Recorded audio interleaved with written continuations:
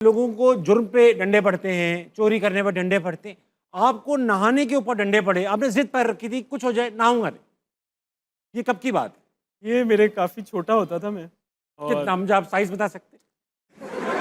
I think school जाता होता था उस टाइम ठीक पे। है, मैं आपको कोई 4 फुट 12 इंच का लेके चलूं। 5 नहीं, आप 5 फुट 4 इंच कर लें मेरे 5 फुट 4 इंच। 5 फुट 4 इंच का था, और मुझे नहीं शौक था नहाने का।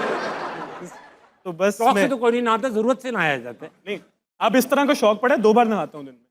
वो तब का वो अब ऐसे शौक हो चुके हैं कि आप 2-2 बार नहाते हैं। ठीक है।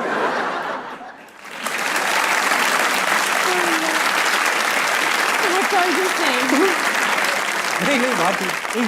नाना अब्बू ने हजार रुपए की गड्डियां अलमारी में रखी थी और उसे एक एक करके नोट चोरी करते थे। यार अब सारे सवाल ही पूछ लेंगे। वाकया बताइए, सब कुछ बता दिया इज्जत नहीं रहनी। बयान दीजिए पुलिस के सामने। वाकया ये था कि मुझे पॉकेट मनी तो मिलती होती थी, बट वो थोड़ी कम पड़ जाती होती थी। अक्सर ऐसा होता तो मेरे नाना अब्बू की एक सेफ थी, वो जो लोहे की सेफ होती है ना, पुराने ज़माने की सेफ, उस सेफ के अंदर सेफ के अंदर सेफ के अंदर सेफ। हाँ हाँ हाँ। वो 4-5 मेरे नाना अब्बू रोज़ जाके ऐसे गिनने वालों में से उन्होंने गड्डियाँ 1-1 हज़ार की रखी होती थी अंदर, वाह। और एक चाबी सेफ के ऊपर, एक चाबी वॉशरूम में, एक चाबी कहीं। तो मतलब वो एक पूरा वो था। अच्छा, सेफ के ऊपर ही एक चाबी रखी हुई ताकि चोर को परेशानी ना हो। हाँ, वहीं से बता रहा निकालते हूँ, एक चाबी सेफ पे थी, एक चाबी कहीं और थी, एक चाबी कहीं और थी। तो वो एक पूरा अच्छा, 3 कॉम्बिनेशन चाबियों से खुलता था वो। हाँ, तो अरे, उन्होंने Mission प्रॉपर Impossible अपनी लाना था। सिक्योरिटी की हुई थी। वाह। तो मैंने 1 महीना ये ऑब्जर्वेशन की। मैंने कहा मैं देखूं कि कहाँ पे ये चीज़ें रखते हैं। बहरहाल वो ऑब्जर्वेशन करने के बाद मैं एक दिन गया हूँ कार्रवाई करने। मैंने सारे ताले खोले, आराम से एक नोट निकाला और अपनी जेब में डाला, और मैं निकल जाता। रवाना हो गया। फिर 1 हफ्ते बाद, फिर 1 हफ्ते बाद, वो 2-3 हफ्ते बाद पता चला, मैं घर आया हूँ स्कूल से, मेरे नाना अब्बू ना सर पकड़ के बैठे हैं।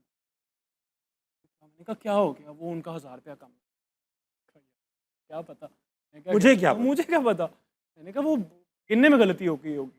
खैर 1 साल ये होता रहा। और नाना रखते भी रहे वहीं पैसे। उनको समझ नहीं आती थी, हम कहते थे आप भूल गए, आपको याद नहीं आ रहा, आपकी एज का तकाजा है, मतलब ऑल दोज थिंग्स।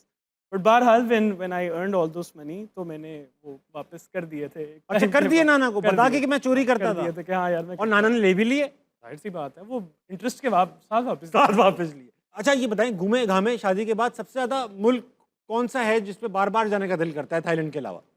यार अभी तक तो थाईलैंड ही गए हैं हम, सिर्फ 15 बार। उसी का ऐसा क्या भूल आए हैं आप? नहीं, कुछ इत्तेफाक इस तरह का हुआ है कि आपको पता है कमर्शियल्स वगैरह भी वहीं शूट हो वही रहे वही हैं। होते हैं, वही। अक्सर वहीं होते हैं। इनके 2-3 वो एक कंपटीशन भी था, उसका शूट भी वहीं पे था। फिर उसके अलावा कोई भी काम होता है, इनका काम आता है, मैं साथ चली जाती हूँ, मेरा काम आता है। अच्छा हेरा, ये आपको फोन करें कि भाई हेरा मेरे दोस्तों का प्लान बना है, हम सब मिलके थाईलैंड जा रहे हैं, आप इन्हें अकेले जाने देंगी, हाँ या ना? लेकिन दोस्त भी तो मैं हाँ ही या हूँ ना। हाँ नहीं जाने देंगी ना? हाँ हाँ आप क्या कहेंगे, आपका जवाब क्या होगा? अच्छा चले जाओ। हाँ, चले जाएं, देख लें, हैव इस पे फन। तो वो कभी जिंदगी में नहीं जाएगा मैं लड़का। हमेशा नहीं कहती हूँ हैव फन, उसके बाद ये नहीं जाते। हैव फन का मतलब हम सबको पता है।